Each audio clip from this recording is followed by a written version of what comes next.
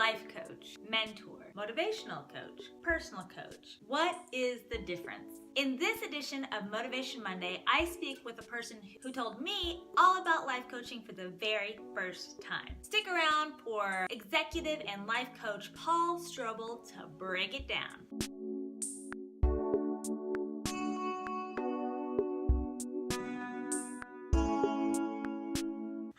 My name is Sky Lucking, host of Courageous Creatives. Today is Motivational Monday, where I interview motivational coaches, personal coaches, life coaches, business coaches, training coaches, and give advice about your own personal motivational journey. If that sounds like that is up your alley, click the subscribe button and the bell notification so you never miss a video.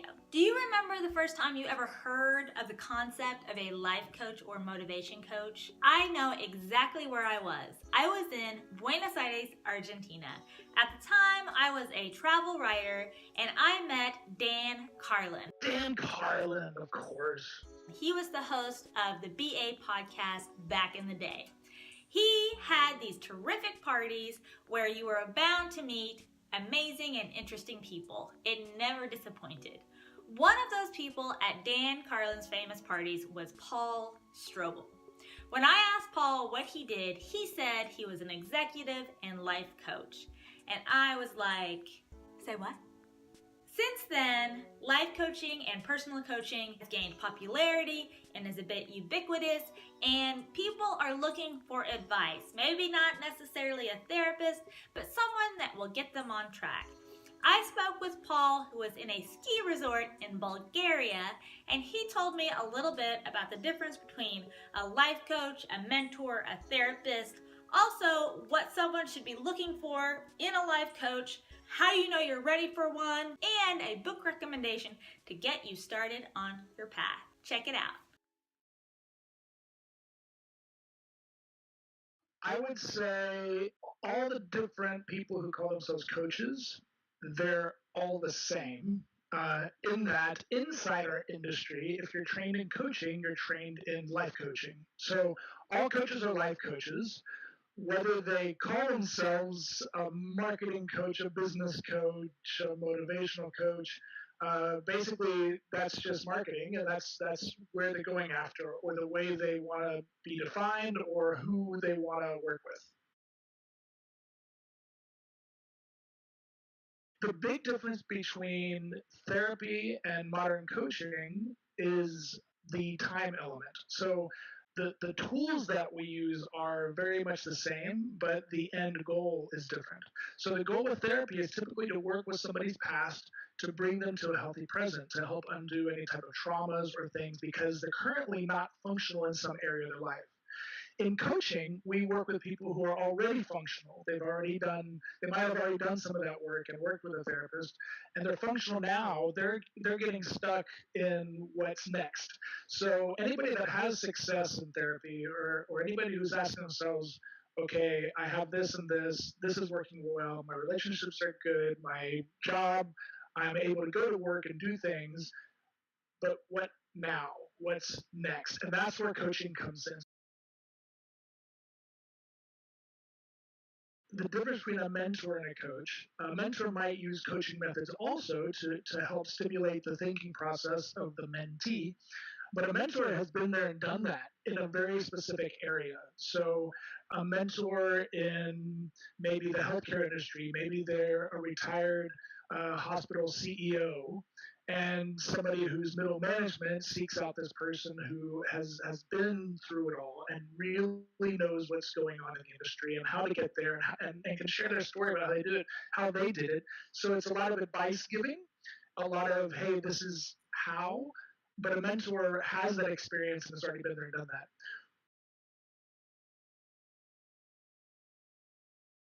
I guess one of the misconceptions is people hear the word life coach and they think, oh, you're going to teach me how to live my life. No, you're going to tell me how you want to live your life.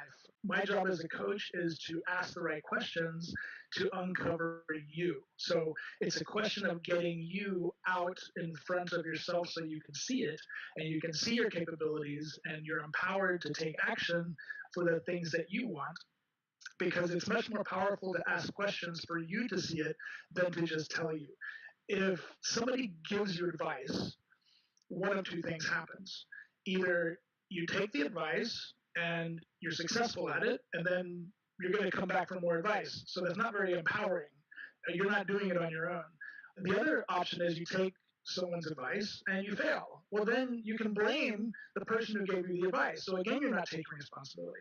So the coaching, modern coaching, the whole coaching conversation, the coaching process is really about just asking the right questions for you to see.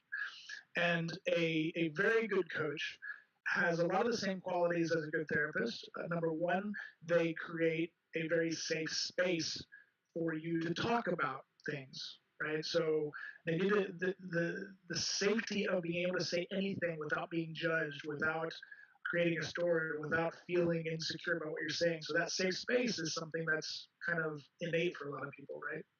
The next thing is having empathy and having really, really good listening skills. So that's where a therapist and a coach, they really share a lot of things because they're all about helping people, and they're all about having to create that safe space and to be very, very good listeners. I'll stick to right now, I guess, life coaching. And what I call basic life coaching is somebody who is at a point where they they're not blaming other people around them. They're at a point where they've tried a lot of different things, or they have a pattern and things aren't working. And they're starting to ask themselves, maybe it's not my environment, maybe it's not my context, maybe it's not my culture, maybe it's not my gender, maybe it's not whatever, maybe it's me, maybe it's my way of thinking. And I think that person is ripe for coaching. That person that's like, maybe it's me, maybe there's something I'm not seeing, maybe there's a blind spot that somebody can help me to see that I'm not seeing now. And you're willing to be vulnerable a little bit. You're willing to kind of step out and say, yeah, I need some reality that I'm probably not going to like. That might be very uncomfortable, and I want to do it. I really want to work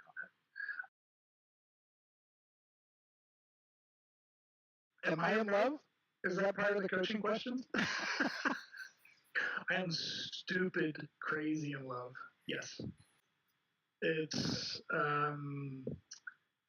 I I didn't think unicorns existed, and they do.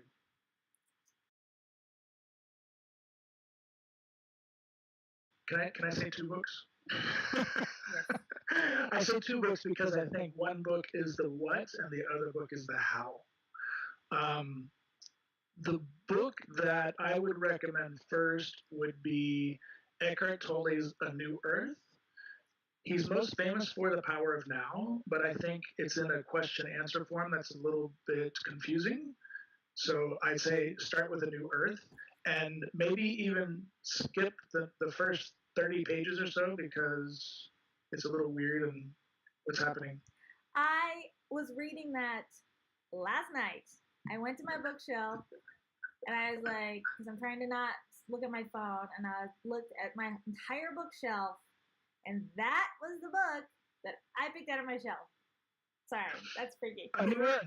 That's awesome. Now I will say though, we live in a very pragmatic society. So the first and everything I recommend, I tell people, don't take it as 100% true or false. Anything I recommend, just try on the perspectives and see what you see. It's their lenses to look through.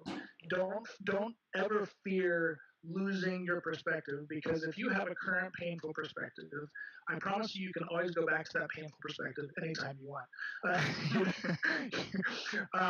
Just try on what you're reading. Just try on and see what you see. The second book I would recommend would be Loving What Is by Byron Katie. Byron Katie has a methodology. She has the how. If Eckhart Tolle is the what, Byron Katie is the how. And she calls the how, at least the process, she calls it inquiry. And her whole thing is called the work. She uses our judgments as raw material. So anywhere you're judging somebody, she has a process to kind of work through it and kind of undo it. She definitely takes this notion of the world is a mirror for ourselves. So eventually you take that judgment and you work through it in different ways of trying to undo that judgment about that particular person. But then you also turn it back around on yourself and say, okay, well, which ways am I like this? Right. So it can be a very, very powerful thing. And little by little, it really undoes your crud, the BS that we have hanging around. I think Byron Katie's work is a really, really good place to help undo that stuff. I think she's amazing. When somebody is trying to find a coach, the things they should consider is number one, what are the goals that they want to achieve? And look for a coach that specializes in that particular niche. Obviously, that would be the first thing. The second thing would be how they connect with that person. Because this is somebody that you may be talking about some very sensitive issues. So you want to look for somebody that looks like the type of person that you connect with, whatever that is. That's different for everybody. It's funny, I would say that for somebody looking for a coach, have in mind some of the traits of that person. The same way I tell a coach to, how do you want, what's your ideal client? What do you want? What does that look like? Or somebody who's single and wants to find a relationship. Okay, let's start talking about traits and really get it moving. I think it's the same thing when you look for a coach. You want to say, okay, what kind of philosophy do they have? Are they religious or are they not religious? Find out someone that you will connect best with. Credentials, I would say make sure that they're very experienced. The ICF, the International Coach Federation, is probably the most widely recognized body that gives the okay on coaching education and coaching certification. I can say that, but I know amazing coaches who aren't certified, and I know awful coaches who have 1,000 certifications. For sure, look for somebody who offers a free consultation, because if they offer a free consultation, they're probably very confident in the work that they do.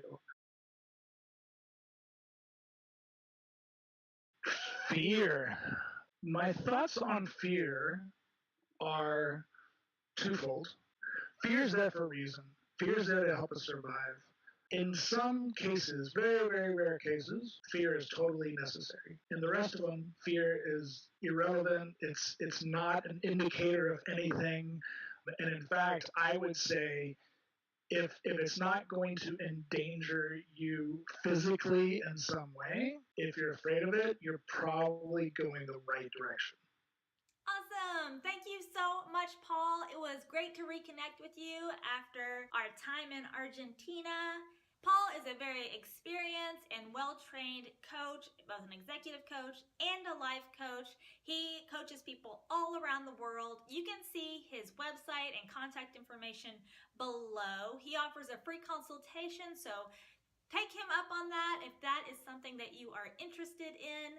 This is going to be the foundation of a lot of interviews with executive life, personal, motivational coaches. So if that's something that you're looking into and are interested in, be sure to click the subscribe button and the bell notification so you never miss a video. And remember, you are courageous.